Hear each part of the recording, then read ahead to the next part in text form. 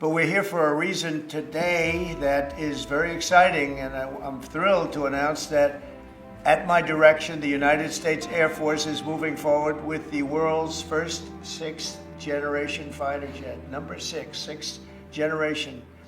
Nothing in the world comes even close to it. And it'll be known as the F-47. The generals picked a title, and it's a beautiful number, F-47. It's something the likes of which nobody has seen before in terms of all of the attributes of a fighter jet. There's never been anything even close to it, from speed to maneuverability to what it can have to payload. And this has been in the works for a long period of time. After a rigorous and thorough competition between some of America's top aerospace companies, the Air Force is going to be awarding the contract for the next generation air dominance platform to Boeing. As you know, it was highly competed for. There was a lot of competition, generals, and it's been going on for a long time. Very, very tough competition, but this plane is produced numbers that nobody's ever seen before. The F-47 will be the most advanced, most capable, most lethal aircraft ever built. An experimental version of the plane has secretly been flying for almost 5 years, and we're confident that it massively overpowers the capabilities of any other nation. There's no other nation. We know every other plane. I've seen every one of them, and it's not even close. This is a next level. You know, level 5 is good. This is level 6, they say. The F-47 is equipped with state-of-the-art stealth technology. It's virtually unseeable and unprecedented power. It's got the most power of any jet of its kind ever made. Maneuverability, likewise, is there's never been anything like it, despite the power and speed. Its speed is top. It's over 2, which is something that you don't hear very often. America's enemies will never see it coming. Hopefully we won't have to use it for that purpose, but you have to have it. And if it ever happens, they won't know what the hell hit them. A new fleet of these magnificent planes will be built in the air during my administration over the next couple of years. It's ready to go. They've already built much of what has to be built in terms of production, including the sheds. We'll ensure that the USA continues to dominate the skies. We've given an order for a lot. We can't tell you the price because it would give way to some of the technology and some of the size of the plane, good-sized plane. This contract also represents a historic investment in our defense industrial base, helping to keep America at the cutting edge of aerospace and technology. Our allies are calling constantly. They want to buy them also, and certain allies will be selling them, perhaps toned-down versions. We'd like to tone them down about 10%, which probably makes sense because someday maybe they're not our allies, right? But I would like to ask Secretary Hegseth, who's doing a fantastic job. He's really been very inspiring in so many ways, and I must say that before he speaks, we have had record people wanting to join our military in the last 2.5 months, literally since this, I think probably since the election, November 5th, but especially since we came to office and since I announced Pete. He's young, he's smart, he's strong, he loves it, and they love him, but we've had record numbers of people wanting to join our military. Now, if you go back 6 months, it was the exact opposite. You had record numbers of people not wanting to join the military. Now you have record numbers of people wanting to be in our military, and that's a great honor. That shows you we're really on the right track. So, Pete, maybe say a few words. Sure. Well, Mr. President, this is a big day.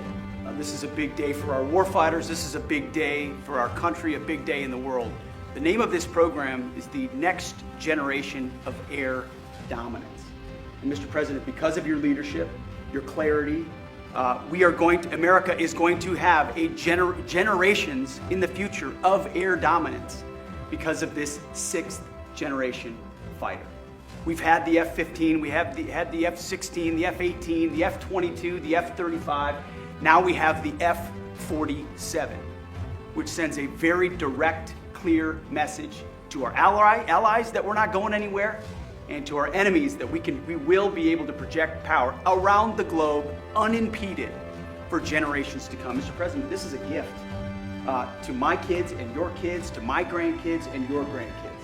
This is a historic investment in the American military, in the American industrial base, in American industry that will help revive the warrior ethos inside our military, which we're doing, rebuild our military, which the previous administration did not do, by the way, Mr. President. They paused this program and were prepared to potentially scrap it. We know this is cheaper, longer range, and more stealthy. President Trump said we're reviving it and we're doing it. And then we are also going to reestablish deterrence. Under the previous administration, we looked like fools. Not anymore. President Trump has reestablished American leadership. The F-47 is part of it. And Mr. President, thank you for having the courage to do it and leading the way for all our warfighters. Thank you very much, Pete. One of the things I will say, but the generals are going to speak in just a couple of seconds, but this plane flies with drones. It flies with many, many drones, as many as you want, and it's a technology that's new, but it doesn't fly by itself. It flies with many drones, as many as we want, and that's something that no other plane can do. So I'd like to introduce, if I might, Air Force Chief of Staff General David Alvin, and also General Dale White, two incredible people that I've known over the years, but I got to know really well over the last few months. And would you say a few words, please? Thank you very much, Mr. President. Mr. President, Mr. Secretary, thank you so much for your unwavering commitment to our military. I will say that this is a big day. This is a big day for our United States Air Force as well. You know, air dominance is not a birthright, but it's become synonymous with American air power. But air dominance needs to be earned every single day. And since the earliest days of aerial warfare, brave American airmen have jumped into their machines, taken to the air, and they've cleared the skies. And whether that be clearing the skies so we can rain down destruction on our enemies from above, or we can clear the path to the ground forces below, that's been our commitment to the fight, and that's really been our promise to America. And with this F-47 as the crown jewel in the next generation air dominance family of systems, we're going to be able to keep that promise well into the future. I also want to thank everyone from industry and within government, our engineers, who have worked tirelessly on this program to bring it where we are right now today. This shows that American talent, American skill, and American determination are second to none, because this platform is second to none. So we believe that this provides more lethality, it provides more capability, more modernized capability in a way that is built to adapt. This, along with our collaborative combat aircraft the President talked about with drones, this is allowing us to look into the future and unlock the magic that is human-machine teaming. And as we do that, we're going to write the next generation of modern aerial warfare with this. This enables us to do this. The manner in which we put this program together puts more control in the hands of the government, so we can update and adapt at the speed of relevance, at the speed of technology, not at the speed of bureaucracy. This is more Air Force. This is more options for the President. We say as our mission in the United States Air Force is to fly, fight, and win air power anytime, anywhere. If you want to go anywhere, you have to have a platform that gets you anywhere. This provides the President options from the very one end, which is a quick response, and then we can get right back into fighting stance without having to deploy troops that are going to take maybe months and cost more lives. We can be back in fighting stance and maybe we restore that deterrence. All the way to decisive victory as part of a joint force that is the most lethal and capable military ever known in history. That's what we provide now, and this allows us to provide it into the future. It's more deterrence, more capability. It's what peace through strength looks like in the future, Mr. President.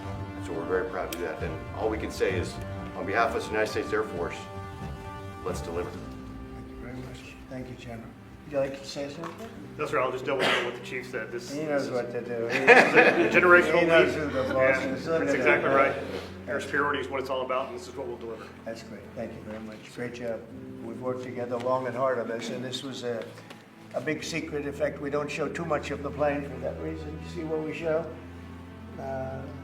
You see how beautiful that is, but that's just a very small part of it. Sure. I wasn't surprised. I was wondering how much are you going to show when they came in with that. You see a wheel in the front? That's about it.